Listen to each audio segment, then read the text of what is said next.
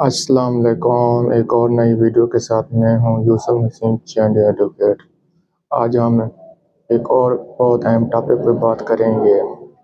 کیا ماں باپ اپنے بیٹے کے خلاف خرچہ نان و نفقہ کا دعویٰ کر سکتے ہیں؟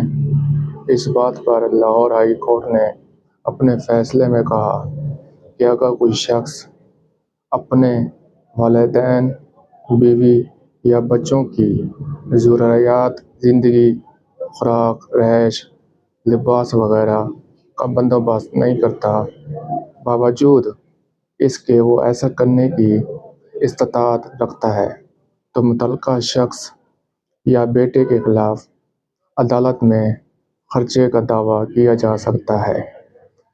ہائی کورٹ نے مزید اپنے فیصلے میں کہا کہ اسلامی شریعت اور پاکستانی قانون دونوں والدین کی کفالت کو اولاد کی ذمہ داری قرار دیتے ہیں۔ امید ہے آپ کو یہ ویڈیو پسند آئے گی۔ ایک اور نئی ویڈیو کے ساتھ پیش ہوں گے۔ اللہ حافظ۔